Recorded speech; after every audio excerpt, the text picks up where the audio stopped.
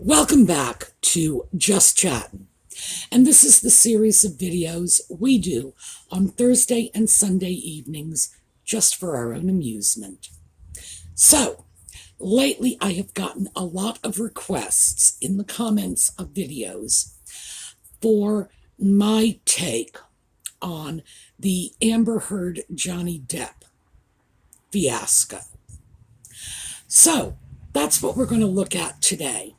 But because almost everybody on YouTube and the news shows and the op-ed pieces in the newspapers, etc., is doing this, I thought we would take advantage of an opportunity to look at this from a different context, from a context that most other people are just walking away from.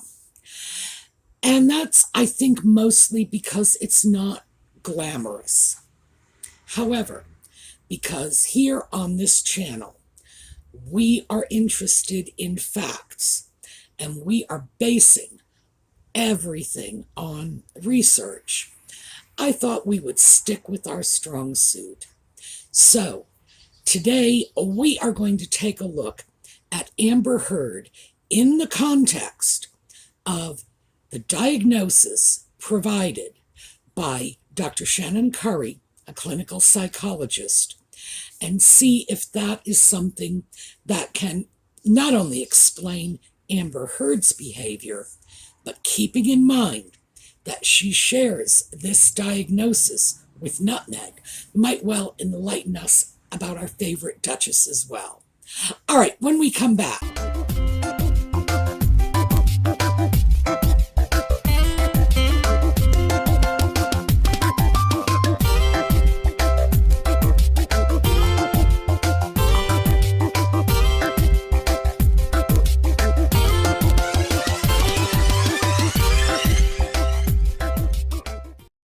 So, as many of you may recall, it was almost a year ago that I made a video saying I did not believe Meghan Markle suffered primarily from narcissistic personality disorder. I believe that her primary diagnosis should be histrionic personality disorder. And there's a bit of narcissism thrown in for good measure. But there's a reason for this.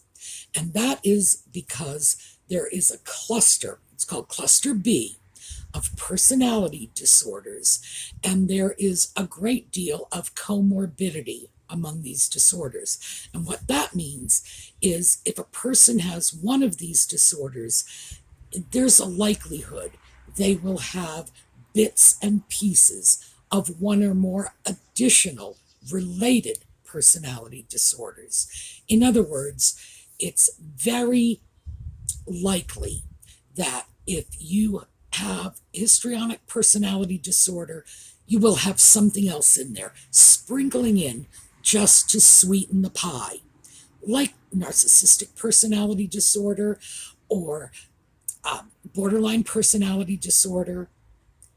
So, why don't we start off by retracing a little, and let's take a look at histrionic personality disorder. When I first spoke to you about personality disorders, I read them to you straight out of the DSM-5. Now that is the Diagnostic and Statistical Manual of Mental Disorders, 5th edition. There are at least 2 other editions that I am aware of after the 5th edition. I chose the 5th edition in part because it was language that was easily understood, and also because I simply felt the lines were clearly drawn for a non-professional audience. So this time, we're going to take a look at it from the Mayo Clinic. The information is essentially the same, and feel free to look this up, but I think the Mayo Clinic's list goes a little further in terms of using common sense language and making it accessible to virtually everyone. So, Here is our symptom list: histrionic personality disorder, constantly seeking attention, excessively emotional, dramatic, or sexually provocative to gain attention, speaks dramatically with strong opinions but few facts or details to back them up, easily influenced by others, shallow, rapidly changing emotions, excessive concern with physical appearance, thinks relationships with others are closer than they really are. Now, keep in mind, you do not need every single one of these symptoms in order to have a diagnosis. Now, we are in this rare and delightful position of actually having a diagnosis for Amber Heard. She was examined by a well-regarded clinical psychologist, and the clinical psychologist just said, here's the diagnosis. It's like, oh, thank you, Dr. Curry. Why don't you just put a ribbon on it and give it to me for Christmas? Because she said that Amber Heard suffered from histrionic personality disorder and borderline personality disorder. So let's take a quick look at borderline personality disorder for a minute. The symptoms are different, obviously, because it is a different personality disorder, but there will be similarity because they are both cluster B personality disorders. Okay, an intense fear of abandonment, even going to extreme measures to avoid real or imagined separation or rejection. A pattern of unstable, intense relationships, such as idealizing someone one moment and then suddenly believing the person doesn't care enough or is cruel. Rapid changes in self-identity and self-image that include shifting goals and values, seeing yourself as bad or as if you don't exist at all. Periods of stress-related paranoia and loss of contact with reality, lasting from a few minutes to a few hours. Impulsive and risky behavior, such as gambling, reckless driving, unsafe sex, spending sprees, binge eating or drug abuse, or sabotaging success by suddenly quitting a good job or ending a positive relationship. Suicidal threats or behavior or self-injury, often in response to fear of separation or rejection. Wide mood swings, lasting from a few hours to a few days, which can include intense happiness, irritability, shame, or anxiety. Ongoing feelings of emptiness. Inappropriate, intense anger, such as frequently losing your temper, being sarcastic or bitter, or having physical fights. So, I think we can clearly see why borderline personality disorder is not necessarily a good fit for Nutmeg, but gee, it's a pretty good fit for Amber, isn't it? Now, what we can do when we take this apart is we can look at who she is and then make some reasonably informed opinions on what we think may or may not have happened in the context of her relationship with Johnny Depp. Now, the last one, this was the final symptom I read you for borderline personality disorder, did involve physical aggression. And that is one of the defining characteristics of borderline personality disorder. Most of the other cluster B personality disorders do not involve throwing punches. Just to be very clear about this, this is the one that tends to explain violent behavior.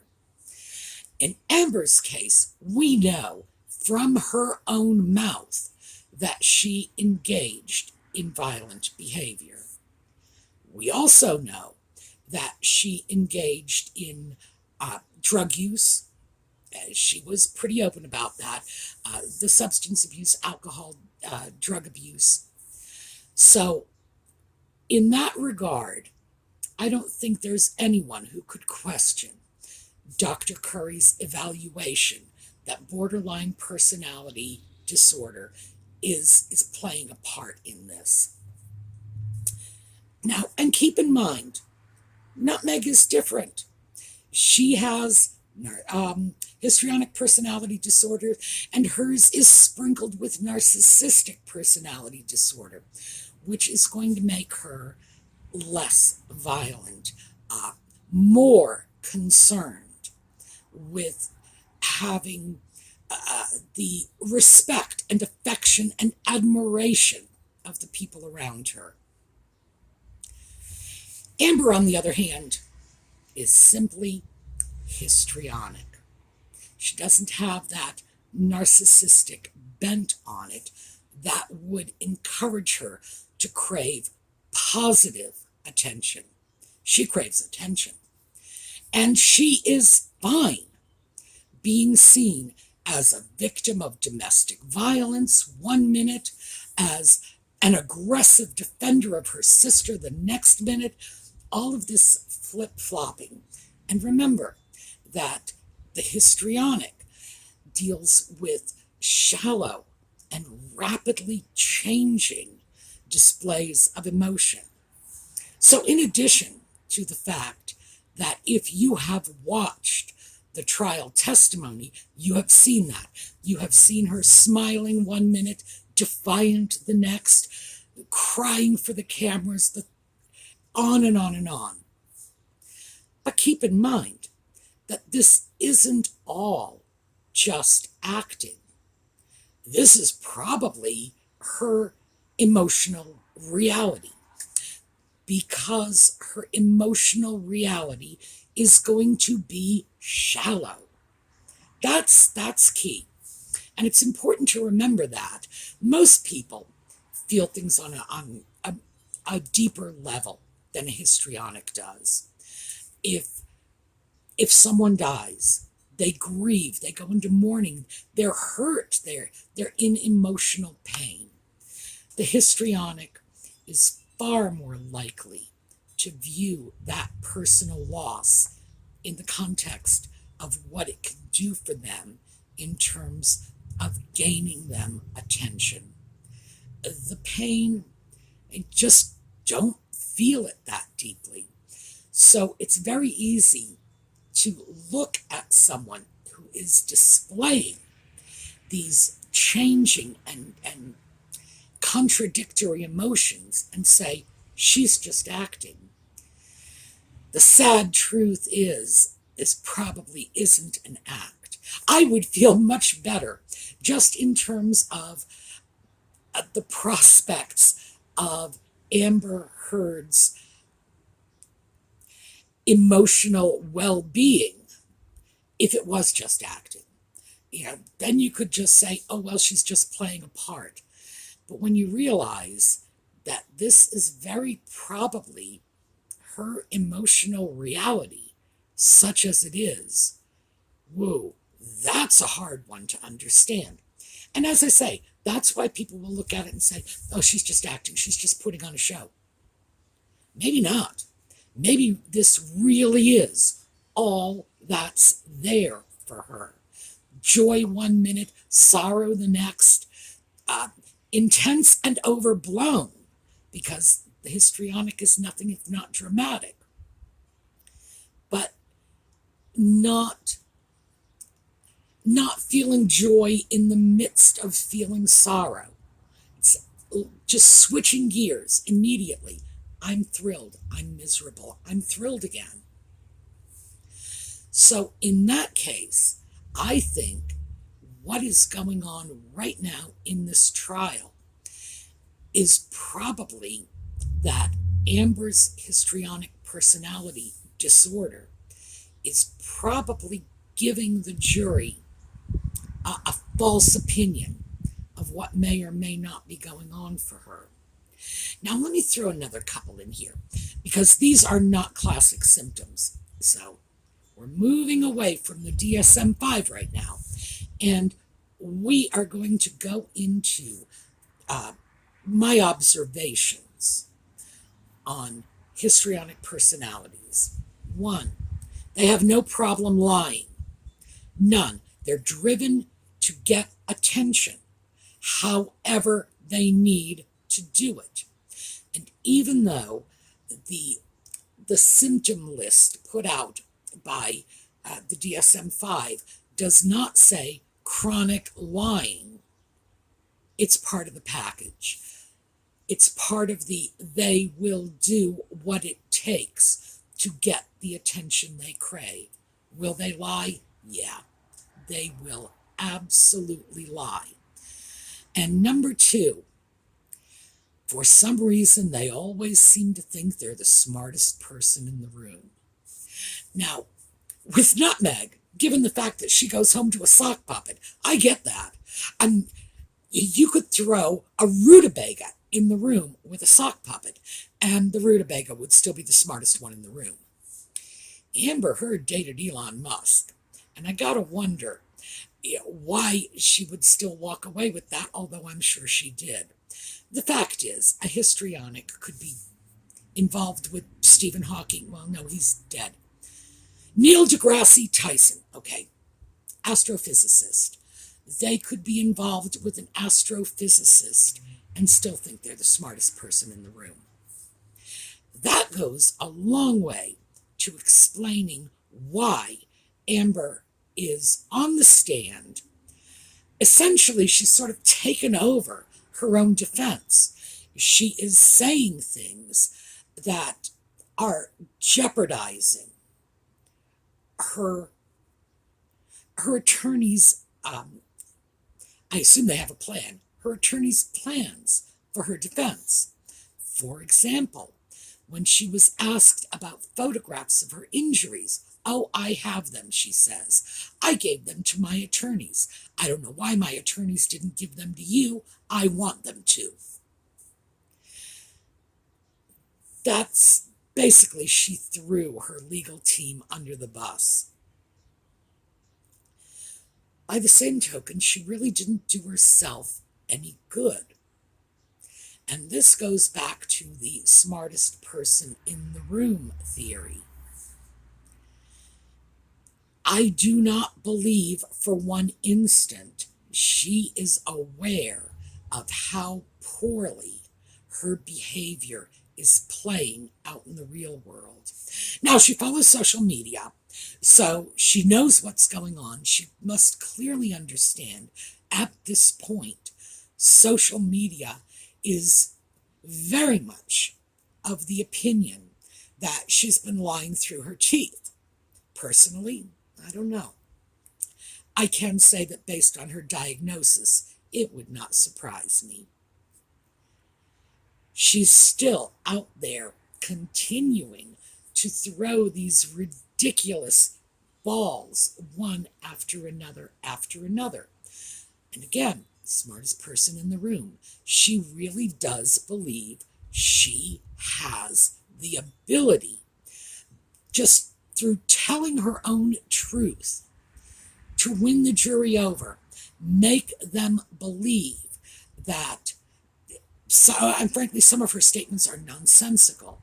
Nonsensical things are the reality. It's her truth. Whether or not she's lying or simply this is how she perceived what happened, I'm not touching that one.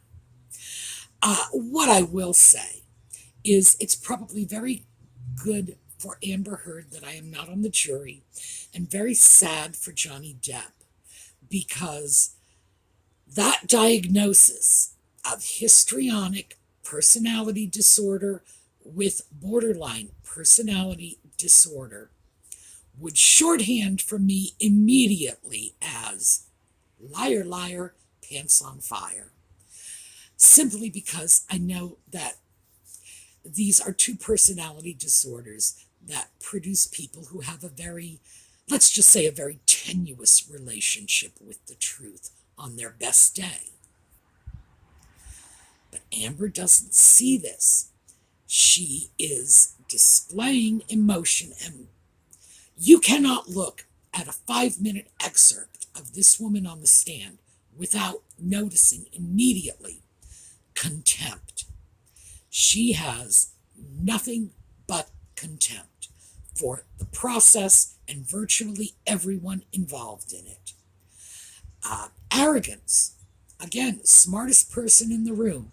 Why is she there? She's a bloody freaking genius. They should just give her a medal and send her home.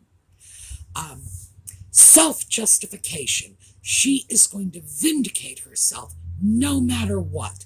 She's the one who has all the answers. She is going to make sure her truth is the one the jury believes.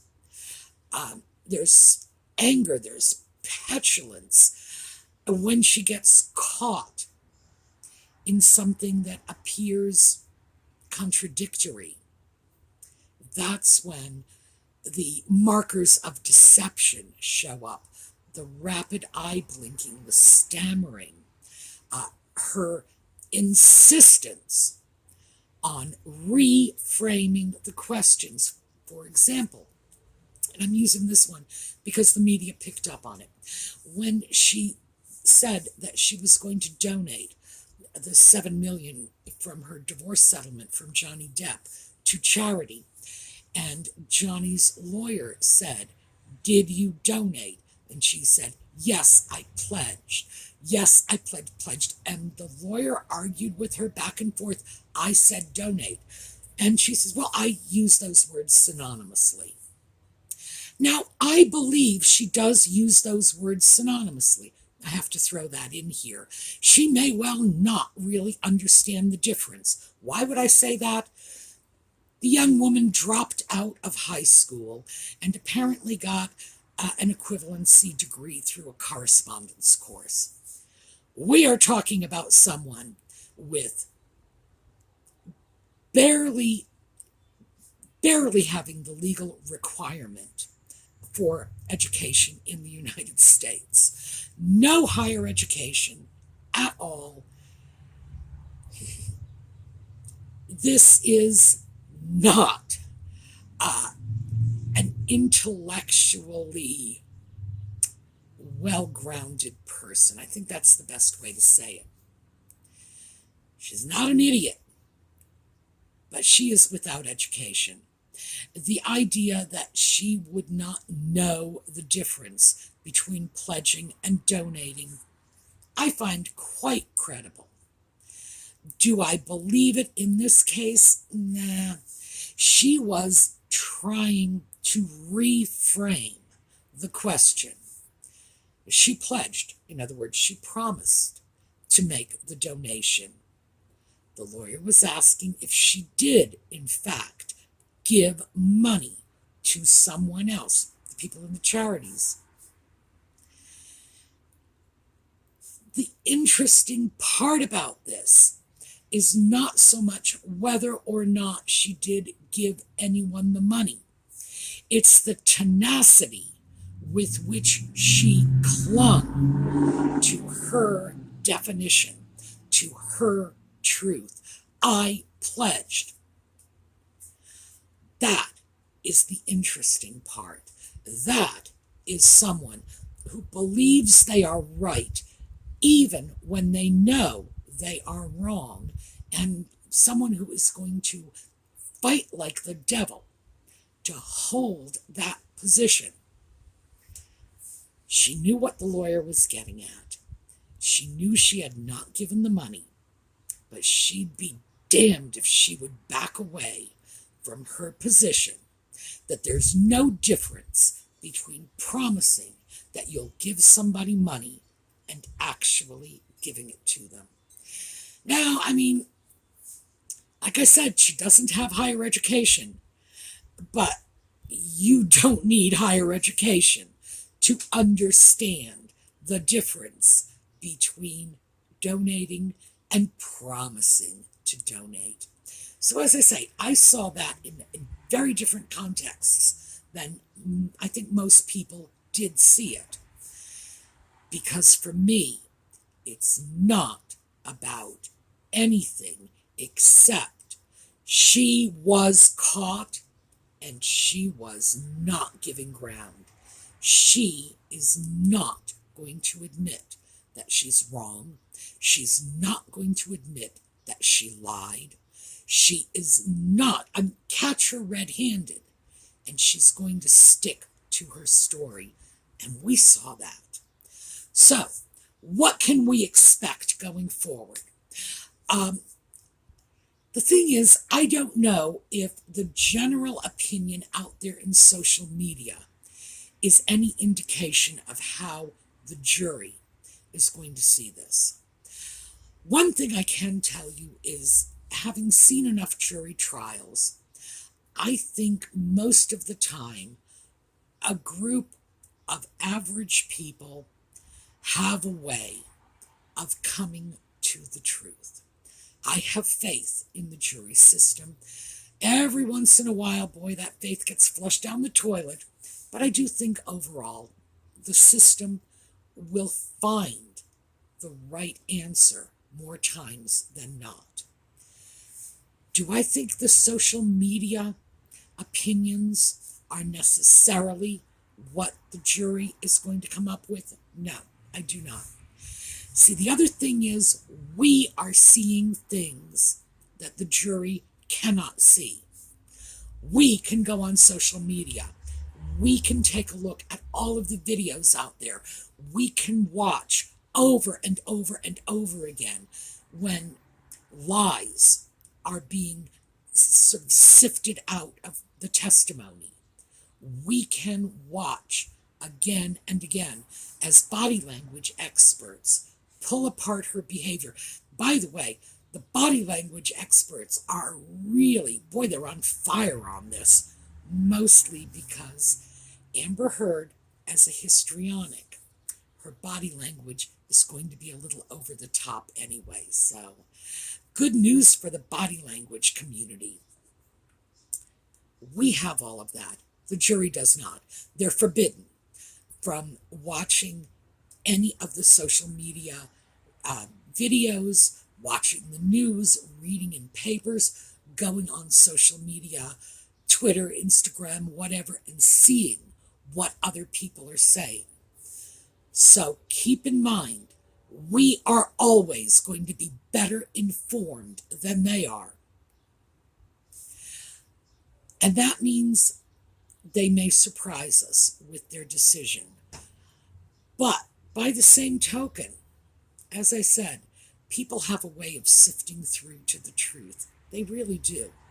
So all I can say on this is we've seen enough so that we know.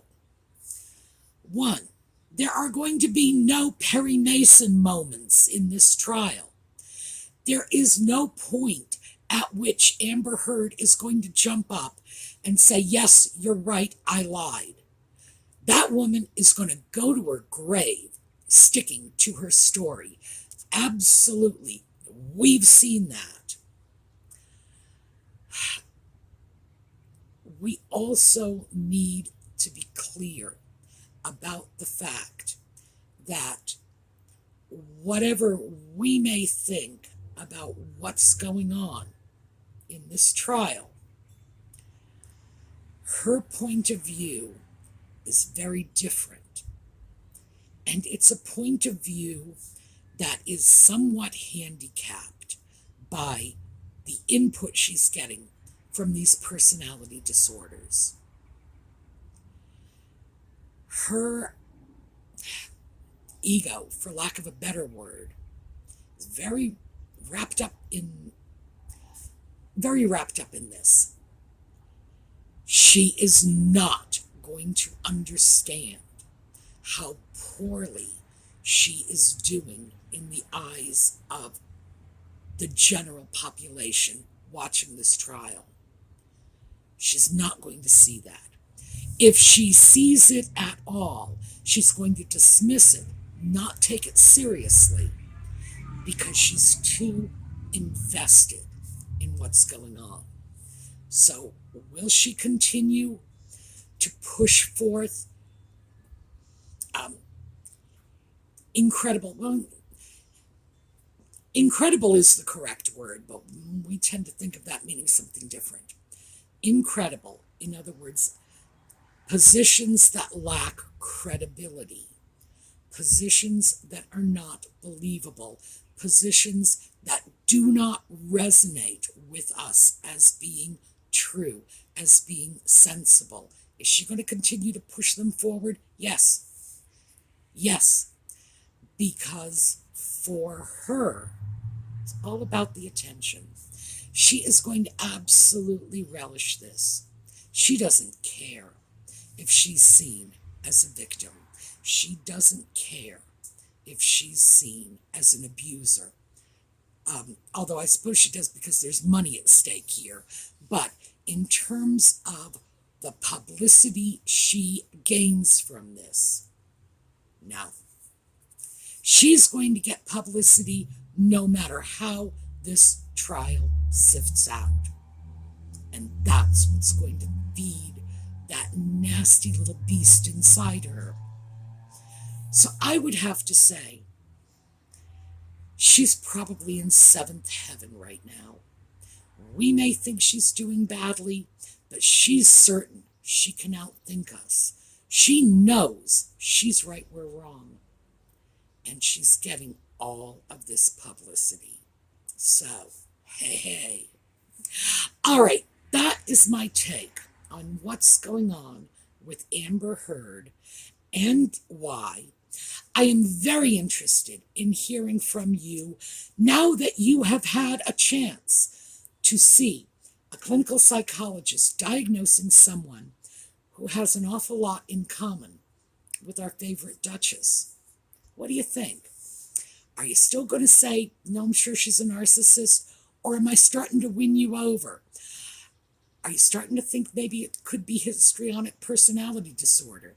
Because I believe that, absolutely. That is something that Amber and Nutmeg have in common. That is the primary personality disorder. So, let me know in the comments. We will take a look at a slideshow on the way out, and I am looking forward to seeing you this weekend for our project and thrifting videos, and then Sunday night for more Just Chattin'. And we'll probably be back on more familiar ground next Sunday. Have a terrific day. See y'all next time.